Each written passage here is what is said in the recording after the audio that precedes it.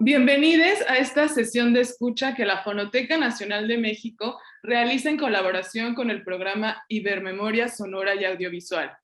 Esta es una sesión de escucha especial por el 8 de marzo y en general la estamos haciendo para conmemorar la lucha feminista de todo Iberoamérica.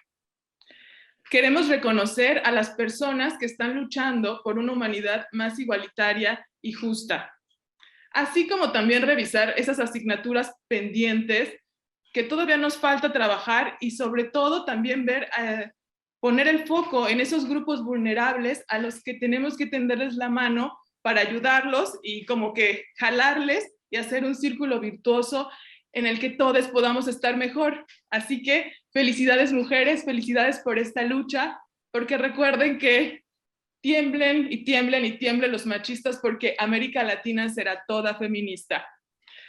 Y bueno, yo creo que esta sesión, o en general las sesiones de escucha de la Fonoteca, son una excelente oportunidad para darnos cuenta que justamente la acción de escuchar no es un acto pasivo y que ocurren un gran número de cosas en nuestro cuerpo cuando oímos. Por ejemplo, nos emocionamos, nos ponemos eufóricos, nos tranquilizamos, nos sentimos acompañados, nos sentimos excluidos, quizás tengamos ganas de bailar o se nos caliente la sangre de rabia y salgamos a organizarnos para luchar por lo que consideramos justo. Así que quiero que hagan un ejercicio. Por favor, imagínense cómo era a finales de los 80s y a principios de los 90s. Imagínense que ustedes son un poco diferentes y que no comulgan con la música, ni con las ideas políticas, ni los intereses del mainstream o de la cultura popular.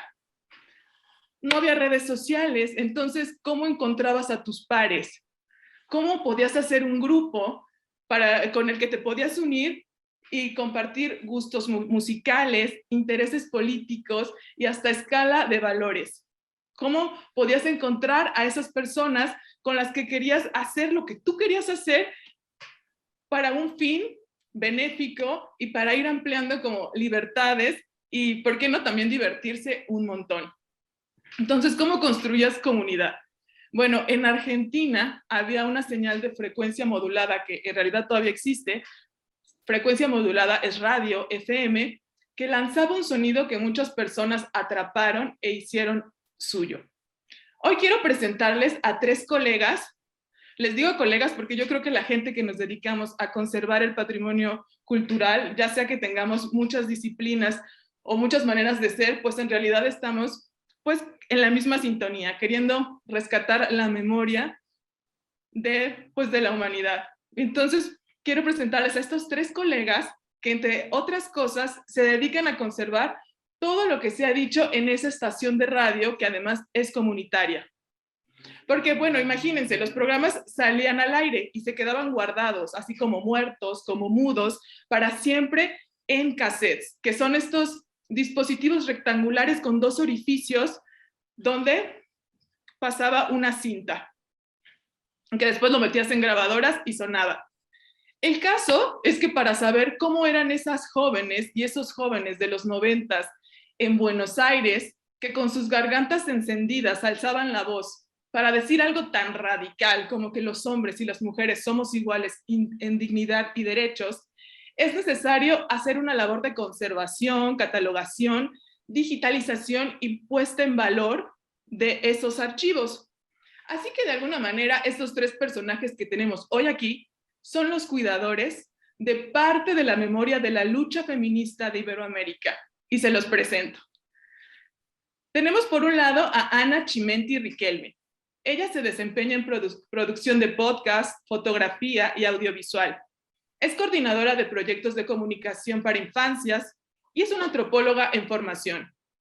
Ana Macielo es conservadora y restauradora especialista en soportes de sonido y fotografía, radialista y feminista. Y por su parte, Ariel Izajarov es docente, músico y sonidista.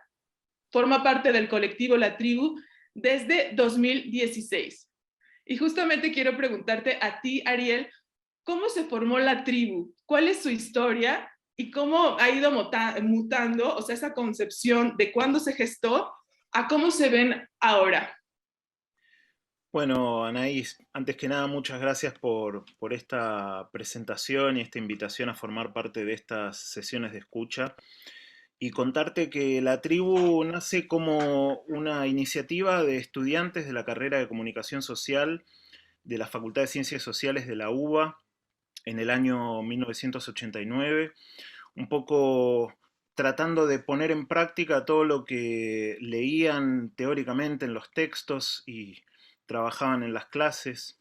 Transmitían de forma clandestina o ilegal lo que acá en Buenos Aires se llamaba en aquellos años de manera trucha o las radios truchas, y que al poco tiempo se muda la radio FM La Tribu a una casona en el barrio de Almagro, donde empieza a crecer, empieza a transmitir y con el tiempo se convierte también en un centro cultural y en un centro de formación y capacitación, y que recién 30 años más tarde consigue su licencia oficial en el año 2019, lo cual es todo un hito porque es la primera de las radios comunitarias en conseguir esta licencia. Así que si te parece podemos escuchar un primer conjunto de audios donde tenemos testimonios de la inauguración de la tribu en el año 1989, los festejos de los 2 años en 1991, un atentado que sufrió la tribu cuando tiraron una bomba molotov en su puerta en el año 93, y también algo muy importante para el archivo, uno de los soportes estrella, que es el registro de la transmisión de la crisis del año 2001 en la Argentina. Bueno, y ahí estuvo la tribu transmitiendo esa crisis. Se antoja interesantísimo, parece que les han pasado muchísimas cosas, así que vamos a escuchar ese audio. La alternativa que plantea la radio esta de los estudiantes. Bueno, yo creo que es muy importante porque va a reflejar todo lo que piensan, con lo que acuerdan y con lo que disienten. Yo creo que tiene que ser una radio transparente. Así que yo creo que es un dato enormemente positivo, es como una brisa fresca para un momento difícil, que no es nada fácil el momento que hoy estamos viviendo. Creo que la radio también puede ayudar mucho en ese sentido, puede ayudar mucho desde producir programas, fundamentando esto de por qué no al arancelamiento. Hay quienes desde una visión que intenta ser progresista, dicen no, pero los pocos privilegiados que llegan a la universidad tienen que pagar porque al final la está bancando todo el mundo. Bueno, yo creo que eso tiene que ser respondido en el sentido que decía antes, pero que esto exige investigación, exige difusión masiva, y creo que la radio ahí puede ser algo que nos ayude muchísimo en difundir esta lucha y en difundir nuestra propuesta también, ¿no? La radio de Almagro. Sí, la tribu, che. Pero fíjate la escala, 88.7. Sí, la tribu, esta es. Quédate, por favor,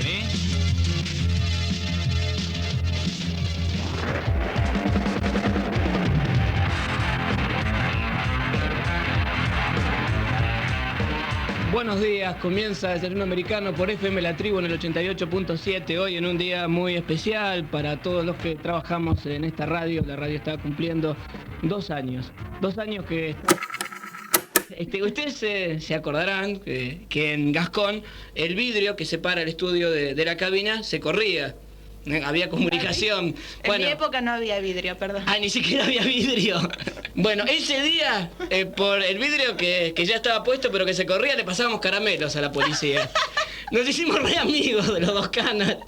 Hicimos el programa con la policía. Yo adentro. te contaba antes que no era la primera vez, porque antes también tuvimos visita, ¿no? Alguna otra vez ya habían visitado. Se ve que les gustaba la radio a los muchachos. En realidad...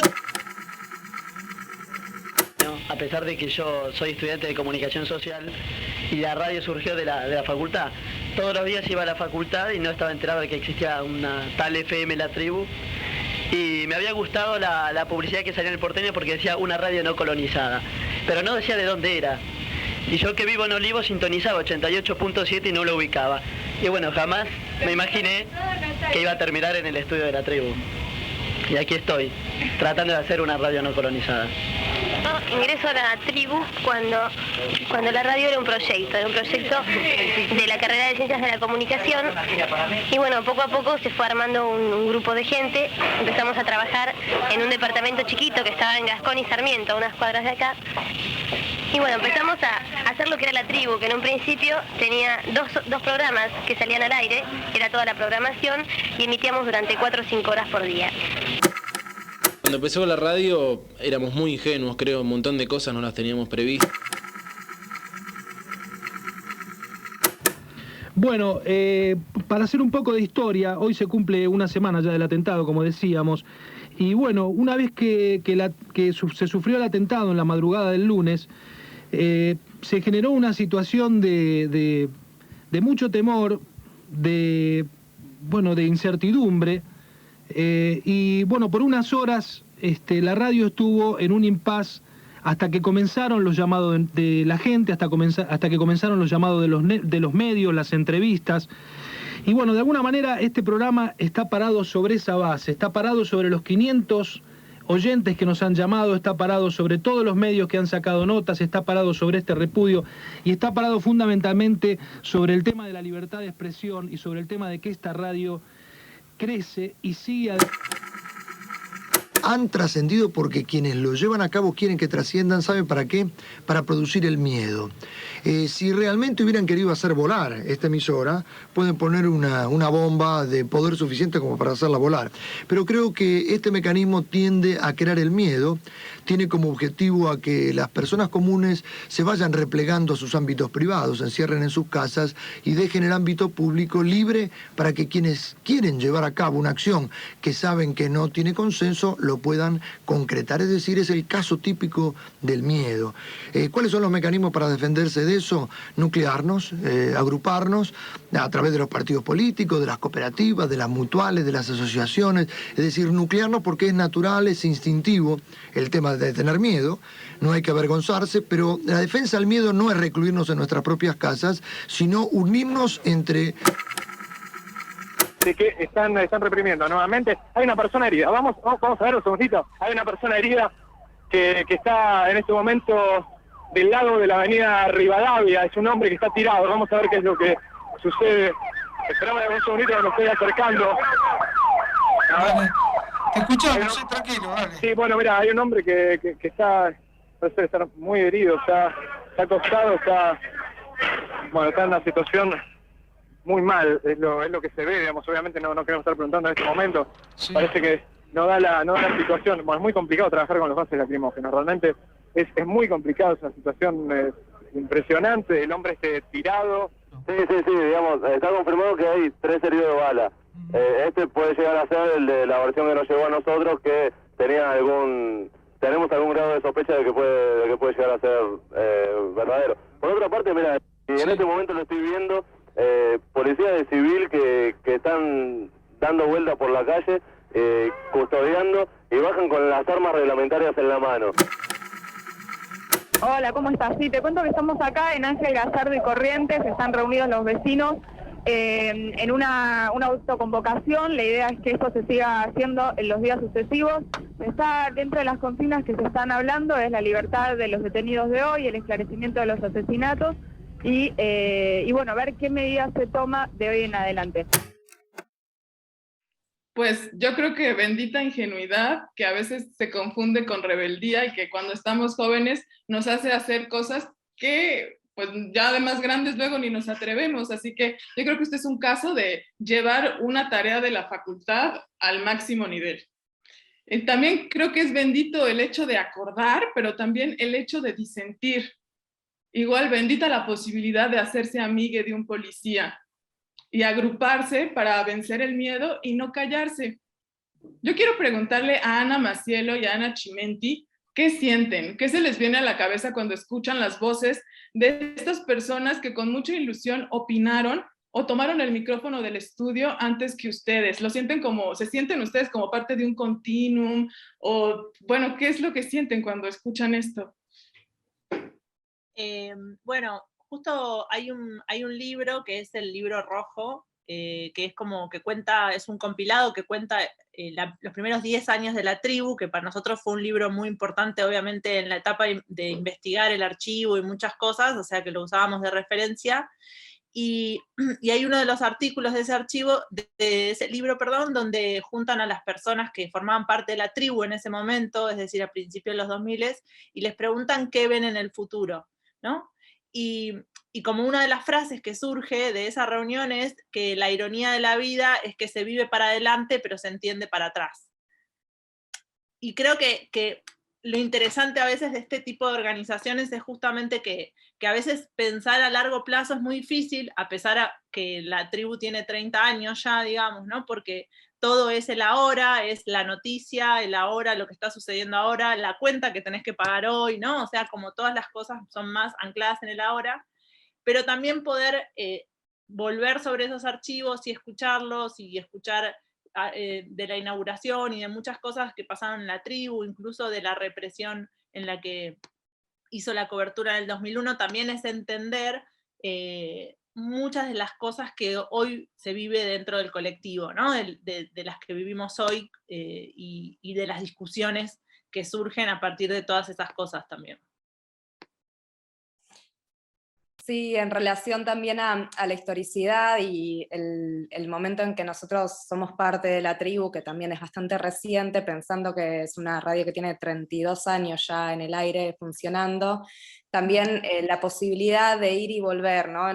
Temporalmente, y hacer ese proceso, esa observación y esa escucha sobre todo de la historia, pero no solamente de la historia territorial y local, sino también la propia historia como colectivo, poder ver todos los procesos, observar cómo inició en un grupo de estudiantes muy pequeño, en un departamento, y cómo hoy en día es una casona antigua con un montón de espacios, un centro cultural, un centro de capacitación, bueno, la radio con un estudio nuevo, hermoso, y también cómo fue transformándose, y poder observar todo ese proceso es bastante gratificante, y en mi caso, por ejemplo, pasa gracias también al archivo a ver esa revisión, también y estos materiales de circulación, como el libro que menciona Anita, y también ahora el archivo y un montón de documentos que fueron quedando, también nos permiten volver con esa mirada al pasado y seguir observándonos en el presente también.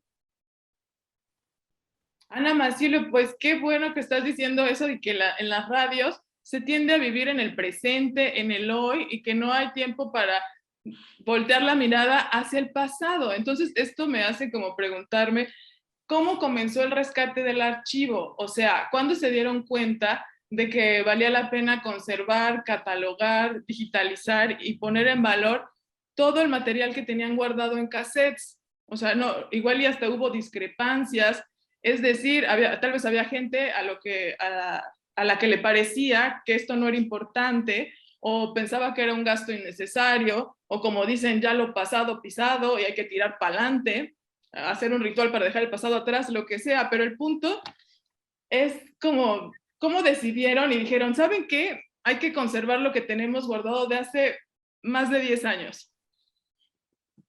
Yo creo que sí había como desde lo colectivo y desde la sensación de todas las personas que somos parte del colectivo La Tribu, esa idea de que en los cassettes había algo importante, digamos, porque sí creemos que la construcción de la memoria es algo importante, y de nuestra propia historia incluso, ¿no? Como también la historia contextualizada en Buenos Aires, en un montón de luchas, como que sí creíamos que había algo importante en los cassettes.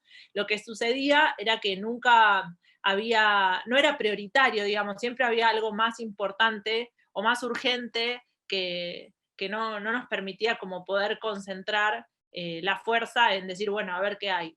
Y en 2019, a fin de 2019, empezamos como un trabajo que fue mínimo, que fue empezar a reunir todas las cajas de cassettes que estaban todas dispersas por toda esa casona antigua del barrio de Almagro, de la ciudad de Buenos Aires, aunque sea reunirlas en el mismo lugar para ver mínimamente qué decían las etiquetas. Y una vez que hicimos eso, obviamente limpiamos, porque había tierra de muchos años, sacamos de muchos recovecos, muebles, altillos, de todos lados, cajas con cassettes, y ahí empezamos como a hacer una selección, por lo menos de lo que había ahí. Había muchos cassettes que estaban sin grabar, y había muchos otros que no, que sí estaban grabados, y que en sus etiquetas había información que nos daban cuenta de que hubo un montón de gente que participó en esos 30 años, o por lo menos hasta el 2006, que es hasta cuando hay hasta cuando hay cassettes, con intención de que eso quede guardado y que quede registrado, y que quienes vinieran después pudieran identificar lo que había dentro de los cassettes. Buenísimo. También me pongo a pensar que no creo que ya tienen casi 30 años. Supongo que tienen mucho contenido que no es precisamente que se creó como feminista o nació feminista. Entonces, tampoco se puede conservar todo el volumen que existe. Supongo que lo tendrán que filtrar. Entonces, ¿cómo decidieron que uno de sus filtros iba a ser contenidos feministas? ¿Por qué creen que es importante esta particularidad? ¿En qué creen que abona, que ayuda a la sociedad? Bueno, justamente el proyecto tuvo como varias etapas. La primera etapa fue el inventario del 100% de lo que habíamos encontrado, que eran en ese momento alrededor de 800 soportes, y un inventario solo con lo que decían las etiquetas. Es decir, no era que escuchábamos lo que había dentro de los cassettes, sino que simplemente completábamos una planilla indicando el número de inventario y un montón de datos que aparecían en las etiquetas. Posteriormente, y ya con ese inventario, definimos los criterios de prioridad para la digitalización, que en una primera etapa tuvo un criterio que fue los primeros registros y todo lo que es la crisis del 2001, y en la segunda etapa nos propusimos hacer foco en aquellos documentos sonoros de contenido feminista. Y por supuesto que ahí surgió la pregunta de cuándo consideramos que un documento sonoro tenía contenido feminista o tiene contenido feminista. Por un lado, el feminismo en América Latina tiene su propia agenda, y en esos casos resultaba mucho más fácil identificarlo, ¿no? O sea, ampliación de derechos de las mujeres, abortos, salud reproductiva, la lucha contra las violencias hacia las mujeres, travestis, trans, discriminación, brecha salarial, etc. Después vamos a profundizar en algunos de esos temas, pero también en ese relevamiento que hicimos, nos encontramos con un montón de mujeres, travestis, trans, lesbianas, que eran protagonistas y referentas de diferentes luchas, pero que quizás en el momento en que se gestaron no se los veía o no se percibía como una lucha feminista. Quizás esa es una mirada que tenemos hoy hacia el pasado, ¿no? Por ser mujeres, por el discurso que tenían y demás. Y como ejemplo de eso, tenemos por un lado acá en Argentina a las madres de Plaza de Mayo, que son estas mujeres que salieron a pedir por la aparición con vida de sus hijos y sus hijas desaparecidas durante la última dictadura cívico-eclesiástica y militar que ocurrió en Argentina entre el año 1976 y 1983. Ellas fueron las primeras en enfrentar la dictadura, en denunciar el terrorismo de Estado, y su lucha continúa hasta hoy, ¿no? Durante todos estos 40 años, en un proceso que se llama Memoria, Verdad y Justicia, donde logran, luego de 30 años de reclamos, que se juzgue a los responsables de los crímenes de lesa humanidad, o a muchos de los responsables. Entonces, una de ellas, por ejemplo, es Nora Cortiñas, que es una de las que seleccionamos para el próximo audio que vamos a escuchar.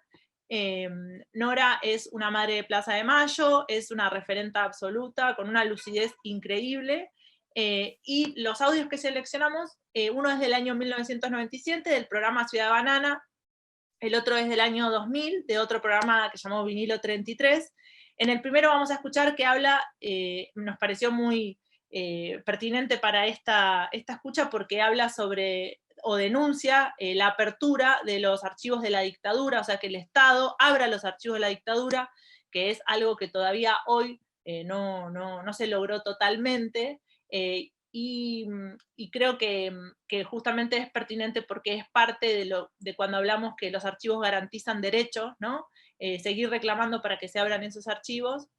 Y también en una marcha que ella fue a apoyar, que es la ley por la Ley de Salud Reproductiva, que garantizaba el acceso a anticonceptivos e información a todas las personas. Es una ley del año 2000, y ella fue a apoyar, a pesar de que no era algo que tenía que ver específicamente con su lucha histórica, sí, ella dice, bueno, algo muy interesante y por qué sentía que tenía que estar ahí. También elegimos otros 2 audios, uno es de un programa que se llamó La Rosa de los Vientos, que estaba producido por la revista América Libre, Liliana Daunes y Claudia Corol, que abordaba temáticas feministas, y también hablaban de la revolución, del deseo, el movimiento piquetero y muchas figuras latinoamericanas. Justamente elegimos un testimonio de Nelly, una mujer piquetera de La Matanza, y por otro lado el de Rosemary, que es del movimiento Sin Tierra de Brasil. Les contamos que el movimiento piquetero es un movimiento que nace en Argentina en los años 90, como respuesta al violento modelo neoliberal que deja sin trabajo a miles de personas, a pueblos enteros. Entonces empiezan a suceder puebladas y sobre todo empiezan a cortar las rutas. Esto es lo que nosotros llamamos piquete, ¿no? Y surge una identidad, un actor social nuevo, que es el movimiento piquetero, o movimiento que son personas desocupadas, ¿no?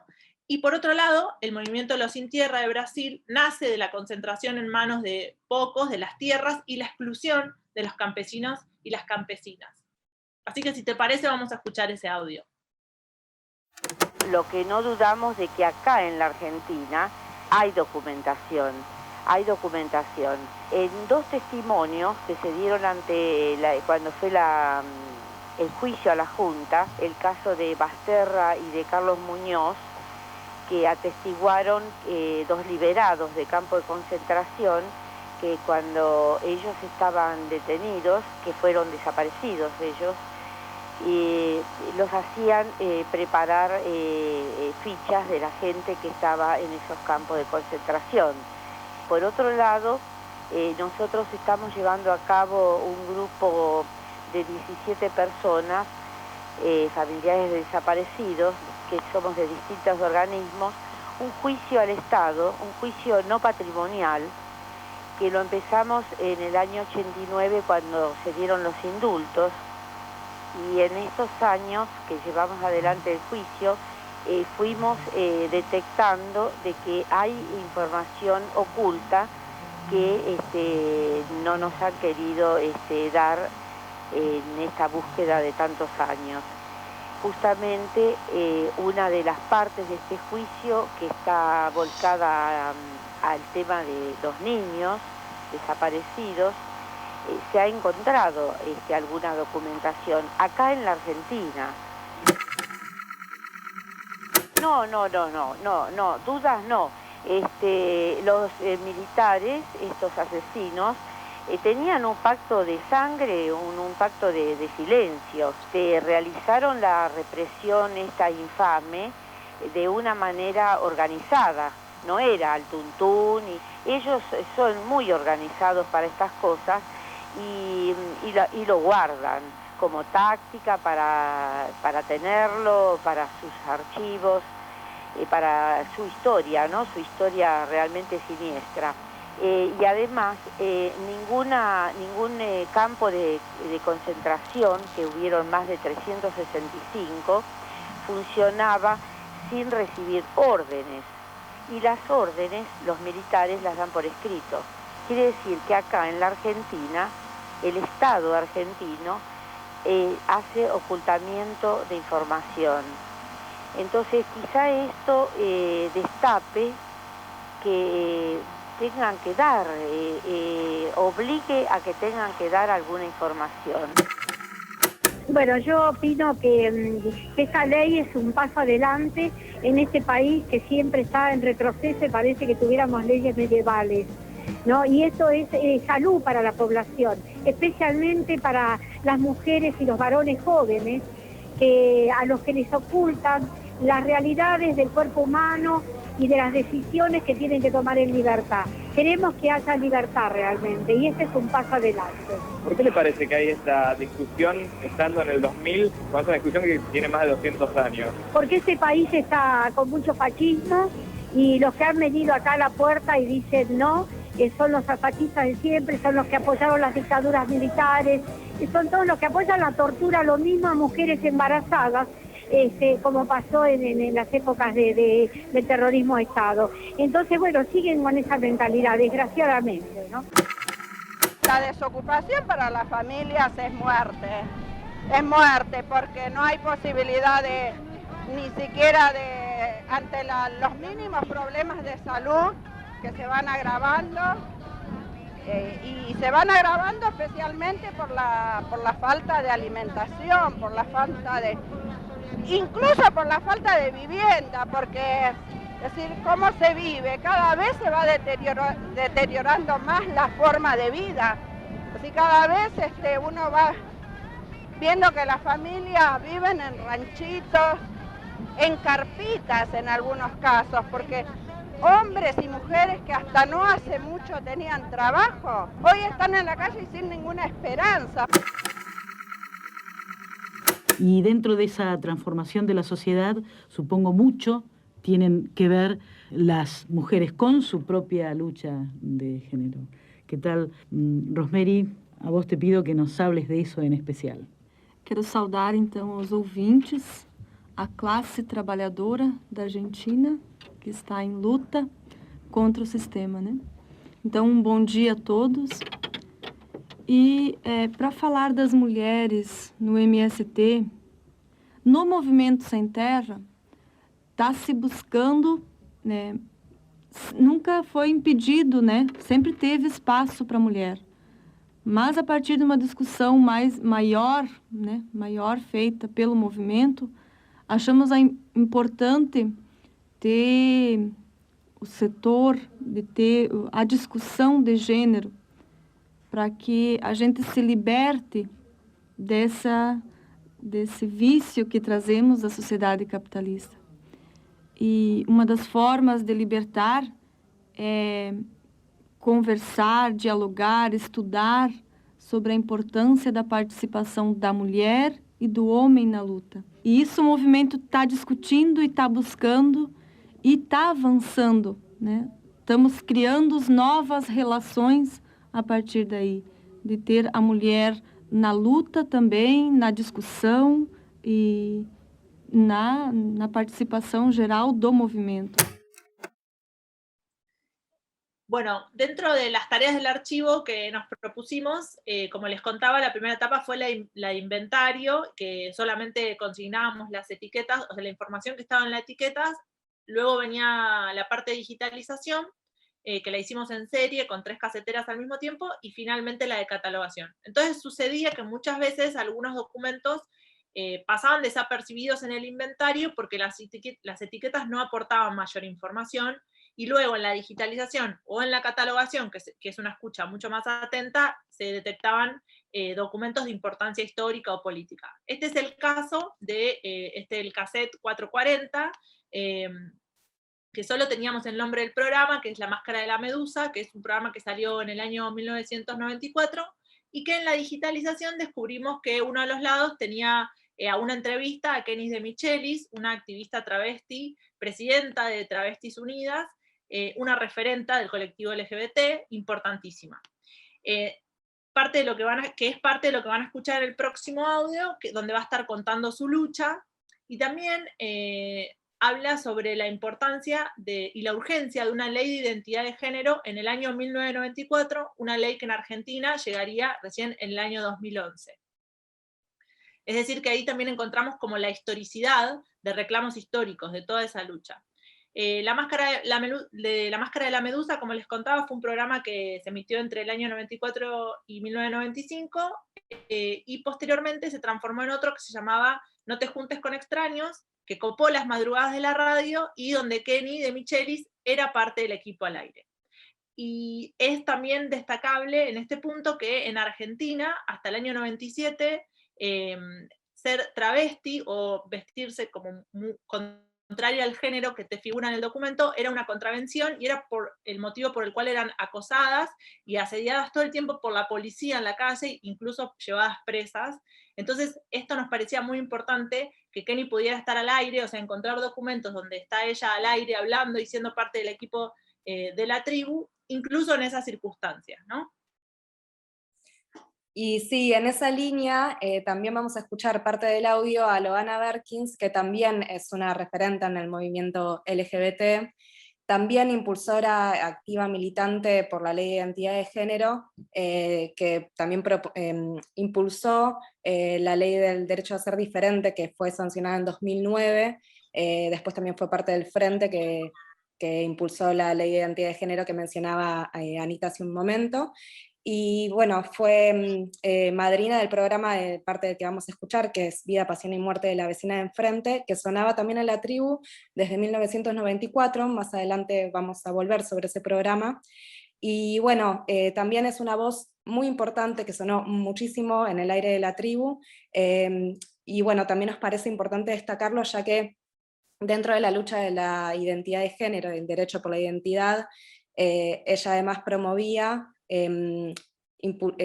fundó una cooperativa textil para las mujeres en situación de prostitución y también para las travestis trans, que era la cooperativa Nadie Chazú, y en la línea también de lo que comentaba Anita, con la promoción y el impulso de la visibilización travesti trans, fundó la cooperativa textil Nadie Chazú, con la intención de dar salida laboral a las travestis y también a las personas que pudieran salir de la prostitución, ya que también estaba criminalizado ser travesti en ese momento. Así que es una voz referente que sonó, como decía antes, mucho tiempo en el aire de la tribu, y nos parecía importante traerla en este audio que vamos a escuchar a continuación. En primer momento vamos a escuchar el programa de La Máscara de la Medusa, de 1994, y lo que vamos a escuchar después es a Loana en 2006 en el programa Vida, Pasión y Muerte de la Vecina de Enfrente. Kenny, ¿qué es ser travesti? ¿Es la travesti, el travesti? Bueno, para la sociedad donde vivimos, el tema travesti es un tema todavía tabú, ¿no? Últimamente se está tocando mucho este tema, pero todo es como que se tira en una misma bolsa, ¿no? Decir travesti, lesbiana, gay es como decir homosexual, ¿no? Pero yo lo que opté a través de mi lucha contra todo un mundo que te discrimina, y yo pienso que te discriminan por la falta de información, y yo pienso que mi lucha está para informar a la sociedad. Y a través de mi lucha yo quise que a las travestis se le diga las travestis, no los travestis, porque no somos un hombre que se viste de mujer, eso va mucho más allá que alguien que se pone una prenda femenina, ¿no? Porque yo me pongo un pantalón, una pollera, yo me sigo sintiendo mujer, ¿no? Y aún en ciertos aspectos de mi intimidad también me siento como una mujer. Yo te voy a decir, yo soy cristiana, creo en la creación de Dios, pero también creo en la autocreación. Yo pienso que Dios no quiere nuestra infelicidad. Yo si me hubiera negado a mis sentimientos, hubiera sido una persona muy infeliz. Yo sé que eso a Dios no le hubiera gustado, porque mientras no sea dañino para tu prójimo, pienso que es válido. Nosotras vemos que este es un peldaño importante para la cuestión esta que nosotras venimos planteando de la identidad, ¿no? Digamos, de esta cuestión irruptiva que tiene el travestismo entre la cuestión así binaria, sexo-género, varón-mujer, pene-vagina y macho y hembra, masculino-femenino, fuerte y débil. Sí. Entonces nosotras venimos sosteniendo que el travestismo es una identidad propia, que se construye, que se autoconstruye, que se vive, que no tenemos que quedar encasillada en una sola cuestión, ni por la genitalidad, ni por la elección de género, que es una cosa mucho más libre, y que esto demuestra, ¿no?, que más allá del biologicismo con el cual seamos tocadas con la varita mágica al momento de nacer, tenemos toda la potestad de auto-redefinirnos, de auto-vivirnos o de vivir de otra manera y no como un destino marcaría el momento de nacer. Entonces se debatió en el caso de Alir en términos de travesti transexual, sí, y en el objeto social, que era el fundamental, nosotras pusimos que íbamos a luchar para que el Estado y la sociedad reconocieran al travestismo como una identidad propia. Y entonces digo, que el Estado empiece a reconocer que el travestismo es una identidad propia y que bueno, que se puede ir más allá de la binariedad. Nosotros nos parece así como sumamente importante, ¿no? Porque una de las cuestiones que nos pasa a las travestis es que al momento de asumir nuestra identidad empezamos como a desexistir, digamos, ¿no? Ajá. Empiezan como a una ausencia, como a una pérdida de derechos, de concepciones, de ciudadanía, de un montón de cosas. Y entonces, en este sentido, nosotros estamos diciendo, bueno, miren, estamos empezando a existir, en términos legales, porque no estoy poniendo acá nuestra existencia, digamos, real existe, ¿no?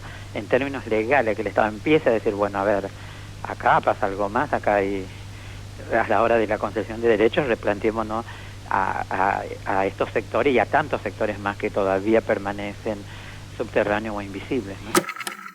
Y yo creo que en realidad lo que nosotros le estamos reflejando no es solo, bueno, digamos, no le estamos marcando un parámetro de cuánto nos podemos mover de la norma, sino que cuestiones como el travestismo, por ejemplo, la despenalización del aborto, ¿no? O cuando las mujeres se apropian de su cuerpo, hacen temblar los cimientos mismos donde fue fundada esta sociedad patriarcal, capitalista, heterosexual. Eso es lo que realmente yo creo que nosotras producimos. Ahora quiero que por favor nos cuenten acerca de programas o producciones de la tribu que se hayan hecho por mujeres y para mujeres y que se hayan transmitido por la estación.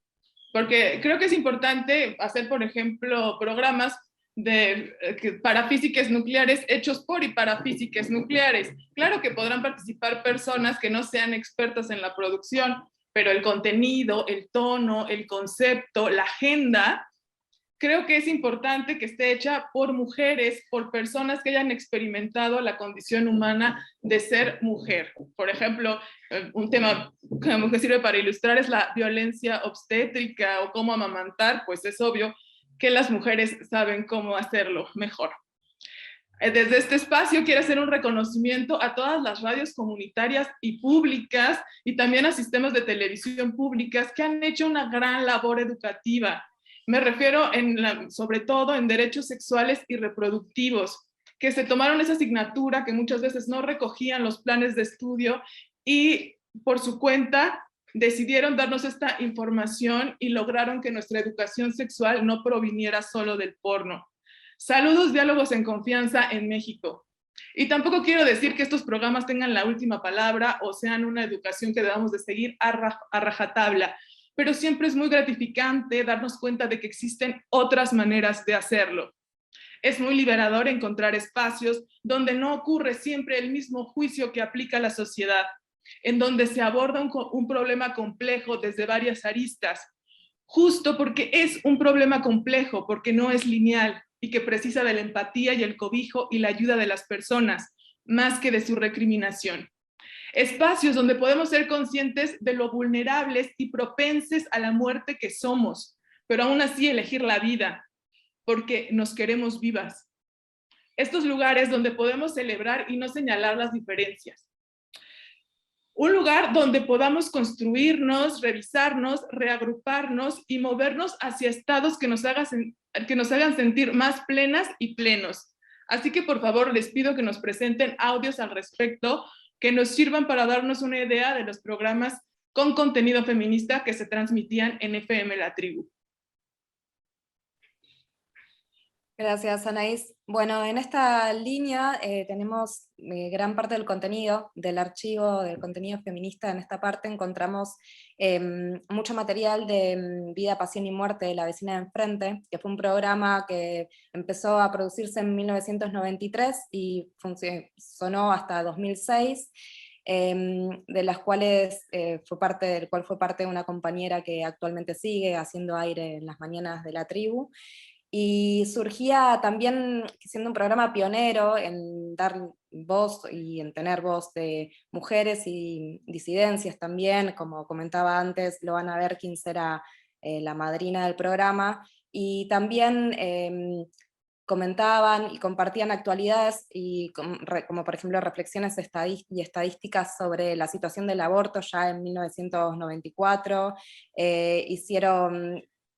fueron también parte de la campaña nacional por el derecho al aborto legal, seguro y gratuito, que se formalizó en 2005, también había actividades culturales y se proponían música variada latinoamericana, y bueno, ese programa también promovía encuentros, y dentro de esos encuentros llegó a suceder ahí en la tribu, en uno de esos encuentros, la gestación y creación de la red informativa de mujeres, que es un mailing donde muchas mujeres de la región comparten información sobre feminismos y las luchas, y también ese es parte del programa que vamos a escuchar, uno de los audios.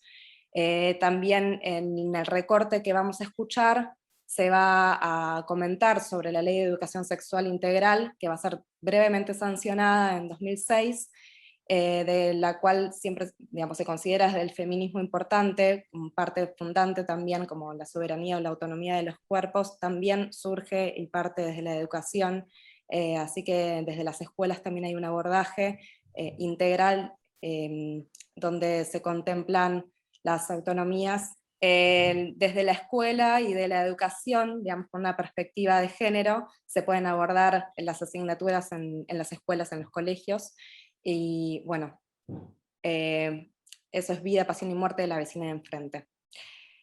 También dentro de otros programas está La Rosa de los Vientos, que fue un programa que estuvo alrededor del 2000, 2001, donde también se abordaban cuestiones a las mujeres latinoamericanas. Ya escuchamos parte de un fragmento del audio del MST y del movimiento piquetero.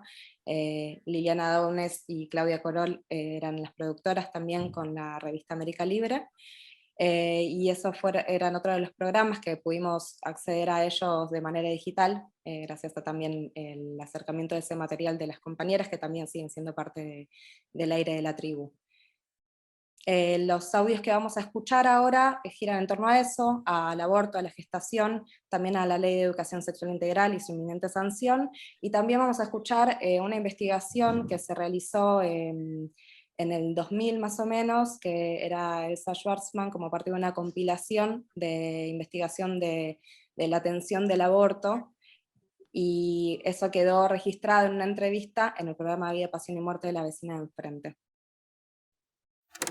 Ustedes saben que en las estadísticas, las mujeres que se mueren por aborto no son las chicas jóvenes, que es lo que uno pensaría. Las chicas jóvenes que han quedado embarazadas, que entonces no están casadas, no tienen una pareja fija, no pueden... No. Son las mujeres de más de 30 años. La curva aumenta con la edad de la mujer de la muerte por aborto, ¿eh? Y son mujeres que ya tienen más de 2 y 3 hijos, porque son esas mujeres que no le pueden decir al marido o al compañero cuando viene borracho a la casa y ¡ay, no tomé la píldora! O si quieren tomar la píldora, el marido dice no, porque sí, entonces me vas a ser infiel. ¿Y cómo van a pedir que se ponga un forro? Un marido que no pregunta, no usa a la mujer, y bueno, la usa porque cree que realmente por estar casados o por ser la compañera, siempre que él quiere ella tiene que estar dispuesta, como los Boy Scouts, para las relaciones sexuales. Y bueno, y por otro lado teníamos también, bueno, se viene, ¿no? La educación sexual, sí. Se nos viene ya. Parece que sí. Parece que finalmente el ministro de Educación logró acuerdos con los legisladores, por lo menos en la ciudad de Buenos Aires, y esta educación sexual, esta ley de educación sexual que todavía falta para que sea sancionada, pero por lo menos como tema, este tema, el de la educación sexual, va a atravesar la currícula de las diferentes niveles en la educación primaria y también hasta el nivel terciario, y va a atravesar todas las asignaturas, tanto en los colegios públicos como en los privados. Las escuelas religiosas, que eran las más reticentes a esto, también van a tener que participar obligatoriamente de esto, desde su mirada, desde la posición que tome la Iglesia, pero sin ocultar los distintos métodos anticonceptivos que existan, más allá que ellos acuerden o no con esos métodos, no deben ocultarlos. Y hoy, vecina, vamos a seguir porque la vida, la pasión y la muerte, digamos, son 3 palabras que están presentes durante este sábado. Pero como también queremos hablar de la vida es una posibilidad para muchas mujeres y también la muerte. Pero nosotras queremos enfocar hoy el tema justamente de la posibilidad de que aquellas mujeres que decidan no llevar adelante un embarazo puedan vivir y no se conviertan en esa mujer por día que muere cada día por un aborto hecho en malas condiciones. Sí, formo parte de uno de los artículos, que es la parte de investigaciones, la presentación de investigaciones. Y lo que se trabajó es el monitoreo de la atención posaborto en hospitales de la ciudad de Buenos Aires. Como todos sabemos o no, pero bueno, vale decirlo, en la República Argentina el aborto es ilegal, salvo 2 casos que está despenalizado, y entre paréntesis podemos empezar a lo mejor decirlo al revés, decir que el aborto es legal en 2 casos y está penalizado en los restantes. Las mujeres llegan en general en situaciones de mucha vulnerabilidad, en algunos casos con problemas físicos graves. En general, lo que refieren y lo que hemos visto es que no hay una atención personalizada, cuidadosa. Sí, en general hay mucho prejuicio, mucha persecución y mucho maltrato. El contraste entre de las distintas entrevistas es muy rico. Por ejemplo, en los hospitales siempre se dice que toda mujer sale con los métodos anticonceptivos otorgados, cosa de que en las entrevistas de las mujeres no es tan así. O sea, me fui y no me dieron nada, me fui y no sabía el resultado de los análisis, me hicieron análisis, me hicieron firmar un papel, no sabía para qué era. Me fui porque mi hijo estaba enfermo y entonces el doctor me aclaró, bajo tu responsabilidad, acá no es una cárcel, pero si te vas porque querés. Y ahí no supo el resultado de los análisis, por ejemplo, de HIV, no supo el resultado de los análisis sobre anemia, no hubo una ecografía posterior, se fue sin métodos anticonceptivos, dados antes del alta. ¿Por qué? Porque se fue sin el alta médica. Este tipo de cosas parecen como muy sutiles, pero hacen profundamente a la calidad de vida de la atención, a lo que llamamos calidad de atención de posaborto. Porque el otorgamiento de métodos anticonceptivos antes del alta puede llegar a implicar la posibilidad de evitar un nuevo embarazo no planificado. Vuelvo a insistir para que quede claro, y no solamente por una cuestión de justicia, sino para recalcar la realidad de las posibilidades. En la medida que hay lugares donde se atiende distinto, quiere decir que esto puede ser, es el mismo presupuesto. O sea, remarquemos las diferencias para insistir en este camino de mejores posibilidades. Bueno, y en esa línea de contenidos también encontramos dentro del archivo, fue un hallazgo bastante grande, importante porque era desconocido para nosotras, varios soportes del informativo FEMPRES, que fue un informativo que comenzó en 1981 como un medio gráfico y que se adaptó al principio de los 90 a un formato radiofónico. Esta es una producción que era externa a la tribu, no era una producción de la tribu, pero encontramos muchos soportes y fue un hallazgo muy rico e interesante porque sabíamos muy poco sobre este informativo, y bueno, pudimos investigar y darnos cuenta que circulaba por correo postal, se solicitaba la suscripción y llegaba a diferentes emisoras de Latinoamérica, y así es como nosotros llegamos a tener alrededor de 30 soportes que van desde 1993 a 1997. Las características de FEMPRES tienen una identidad sonora bastante clara, bastante nítida, son notas cortas que las producían corresponsales de Latinoamérica, de toda Latinoamérica, mujeres de Latinoamérica, y bueno, además de los informativos, también alrededor del 95 se empiezan a transmitir dentro de los soportes el seguimiento de la Cuarta Conferencia Mundial de la Mujer, que se realiza en Beijing, que es una actividad propuesta por la ONU, y se hace el seguimiento de esa conferencia, y también el seguimiento de las políticas públicas que surgen a partir de eso, ¿no? Como un monitoreo de los gobiernos y la ejecución de esas políticas de la plataforma de Beijing de 1995. Así que lo que vamos a escuchar tiene en parte que ver con FEMPRES, con la introducción o cómo abrían los informativos de FEMPRES.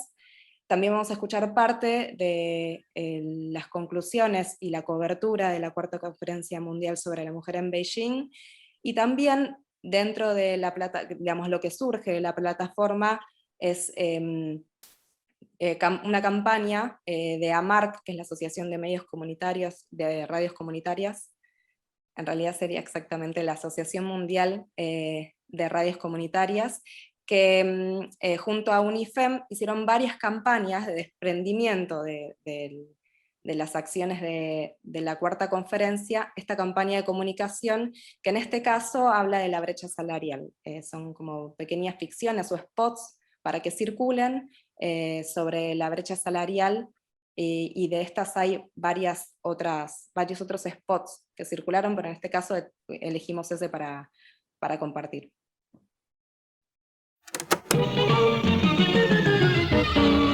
La Red de Comunicación Alternativa de la Mujer Latinoamericana presenta Radio FEMPRES.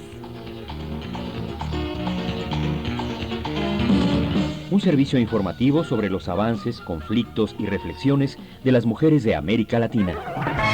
En el marco de un convenio entre el Fondo de Población de Naciones Unidas y Radio Tierra Chile, presentamos nuestro ciclo, Cuarta Conferencia sobre la Mujer y Foro Mundial de Organizaciones No Gubernamentales, ambas realizadas en Beijing, China, en septiembre de 1995. Hoy, la mujer en las Naciones Unidas. El paso del tiempo fue sumando inquietudes a la organización internacional, entre ellas la situación de discriminación y subordinación de las mujeres en las sociedades del mundo entero. La Cuarta Conferencia de la Mujer, en cambio, se realizó en 1995 en la capital de la China, en Beijing. Debía mostrar los avances del proceso, el que se inició hace casi 50 años con la idea de impulsar a los gobiernos para que tomen medidas concretas que incorporen de manera definitiva a las mujeres en el desarrollo. Desde el 31 de agosto y hasta el 8 de septiembre de 1995 se reunieron en Guairú, República Popular de la China, cerca de 30.000 mujeres y 1.600 hombres provenientes de todas las regiones del planeta. Los principales objetivos de este foro mundial fueron discutir y desarrollar una agenda previa acordada durante las reuniones preparatorias. Para lograr su realización, las organizaciones no gubernamentales y el mundo social de mujeres trabajaron durante los 3 años previos a la realización de este evento. Se realizaron reuniones previas, nacionales y también regionales. Durante los 10 días del foro se llevaron a cabo más de 5.000 actividades en el amplio espacio que presentaba el aspecto de una ciudad de mujeres, de todos los continentes, de todas las edades, de todos los colores y de todas las opciones sexuales.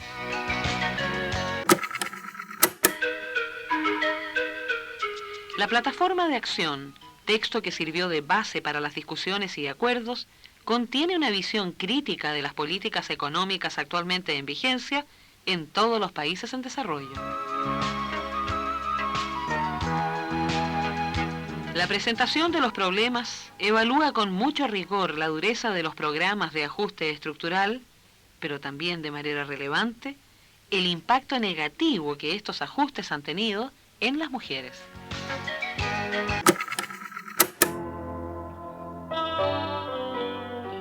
La etapa post-Beijing abre aquí una serie de interrogantes sobre la orientación que tendrán en adelante las políticas gubernamentales para la mujer. Se continuará con las duras posiciones sostenidas por los representantes argentinos oficiales en la Cuarta Conferencia sobre la Mujer de la ONU. Se trataba de un compromiso con el Vaticano que terminó allí y cabría esperar actitudes más flexibles y abiertas a los cambios. La Comisión Nacional de Mujeres Uruguayas de Seguimiento de los Compromisos de Beijing edita desde abril un boletín mensual llamado Ni Más Ni Menos. En él se difunden críticamente las acciones del gobierno nacional y de los gobiernos locales en las áreas del plan de acción acordado en la Cuarta Conferencia Internacional de la Mujer. También se hacen observaciones críticas a acciones de distintos actores que afectan de un modo u otro a las mujeres, su acceso al poder y su búsqueda de equidad. Las actividades y planes de la Comisión Nacional de Mujeres también son materia de este boletín. El número de mayo estuvo dedicado al Día Internacional de la Salud de la Mujer y en él se anunciaron 2 estudios realizados por la Comisión. Uno sobre la presencia de las mujeres en la prensa capitalina y otro sobre la imagen de la mujer en los nuevos textos escolares repartidos en todas las escuelas públicas del país.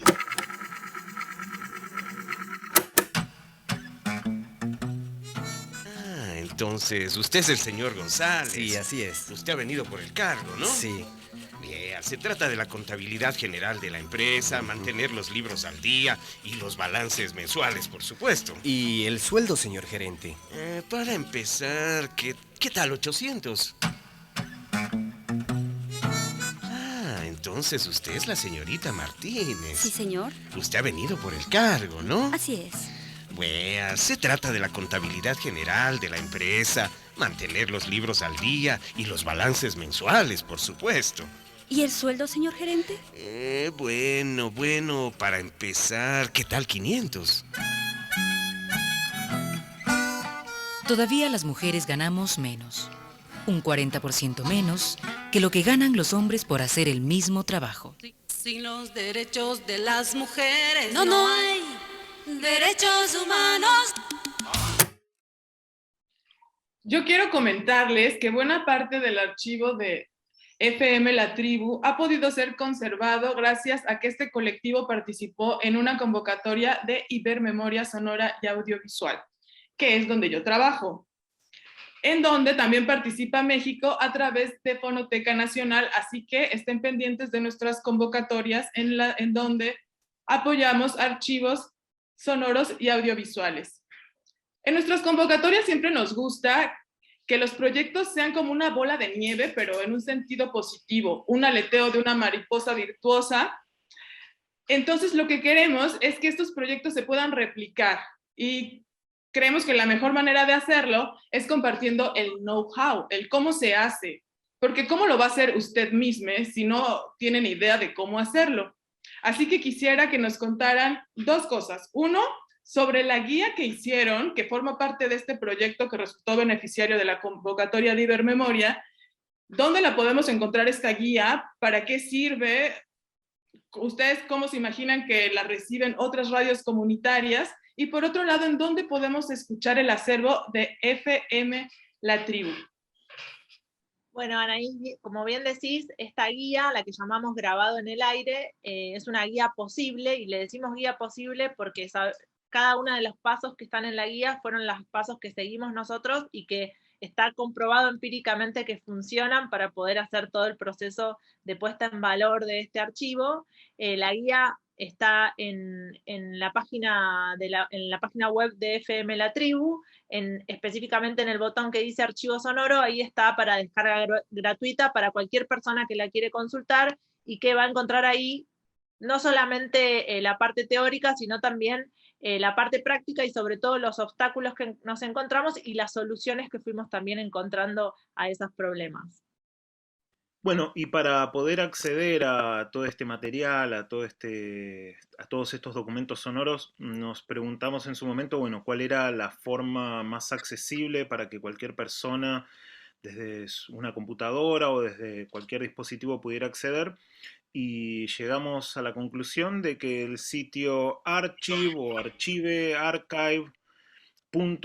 nos permitía subir todos estos materiales con, bueno, todo un sistema de etiquetas y de catalogación y de información que permite navegar el archivo de múltiples maneras.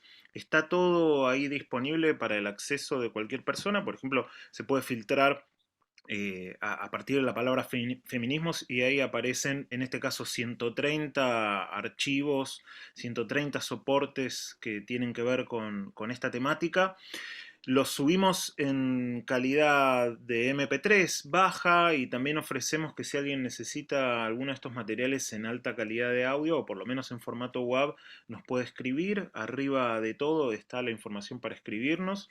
Era muy importante, como decía Anaís, que estos materiales circulen y que cualquier persona pueda tomarlos y bueno, que empiecen a aparecer cosas inesperadas en relación a estos sonidos que sonaron al aire de FM La Tribu. Y en el marco de este día que conmemoramos el Día Internacional de la Mujer y la lucha que hemos tenido tantas mujeres y personas a lo largo de este devenir de la humanidad, pues me gustaría que hablaran un poco sobre el talante político de esta estación o de cómo se asumen ustedes como agentes de cambio y qué nos pueden decir a todas las personas pues que queremos hacer un cambio pero no sabemos cómo empezar. Bueno, yo creo que a veces lo vemos como muy lejano y sin embargo algo como esto, como puede ser la formación de este archivo, tiene un espíritu profundamente político, sobre todo en este caso donde la gestión del archivo también está en manos de la propia organización, que es FM La Tribu, porque en las radios comunitarias históricamente siempre decimos que somos la contrainformación o que estamos en contra de los modelos hegemónicos de los medios, que disputamos el sentido de la realidad, ¿no? a esa hegemonía, y construir el propio archivo es también disputar la hegemonía del relato de la historia, ¿no? O sea, sabemos que el contenido histórico que hay en esos lugares no se encuentra en otros espacios y es la forma también de disputar ese sentido y también de garantizar la pluralidad de voces, que es otra cosa muy importante que siempre decimos las radios comunitarias, y el derecho a la información. Así que creo que también la gestión de este archivo hace que se cumplan todos esos objetivos bien profundamente políticos. Y agrego una cosita más, que es que justamente como parte de eso, el año pasado hicimos un podcast que se llama Estado de Sitio, que es un documental, en realidad es un documental sonoro en formato podcast sobre el quiebre político, social y económico del 2001, prácticamente todo con material del archivo, y también que consulten las páginas y la web y las redes sociales de La Tribu, porque seguramente vamos a estar anunciando un taller relacionado a preservación de archivos sonoros para que puedan participar. Muchas gracias. Muchas gracias a todos por habernos acompañado. Les mandamos un abrazo sororo. Ámate, mujer, organízate, no estás sola, hagamos comunidad, hagamos radio, conversemos, escuchémonos, abramos micrófonos para voces con las que no concordamos, alcemos la voz y bailemos mucho. Y recuerden que en Ibermemoria Sonora y Audiovisual nos dedicamos a conservar todas las voces. Para finalizar, les agradezco mucho su participación y a manera de cierre me gustaría que nos presentaran algunos de sus promos, cortinillas o artísticas con los que la gente les identifica, que es algo súper lindo de las radios, ya que suele ser como esa huella o impronta que se queda pegada en la memoria. Exactamente, lo que acá en Argentina y en otros países se llama artística radial son estas pequeñas piezas sonoras que ofrecen o muestran la identidad de una radio o de un programa, y algunos de los soportes más antiguos y más preciados que forman parte de nuestro acervo son cassettes que se usaban justamente para presentar las artísticas en los cortes, en las tandas de la radio o en algunos programas. Así que si les parece vamos a escuchar algunas artísticas que tienen una de las primeras bajadas de FM La Tribu, que es En el aire con los pies en la tierra. Buenísimo, cuídense. Gracias.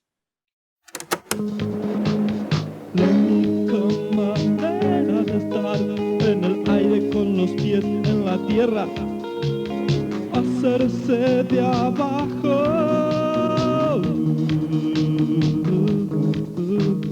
Nuestra antena no llega a las rodillas de las otras emisoras, pero nuestros sueños están en el cielo y los de ellas chocan contra el techo de una caja fuerte. Radio, radio La Tribu, fuerte. Radio, radio La Tribu, FM 88. Radio La Tribu, la única forma de estar en el aire, con los pies en la tierra.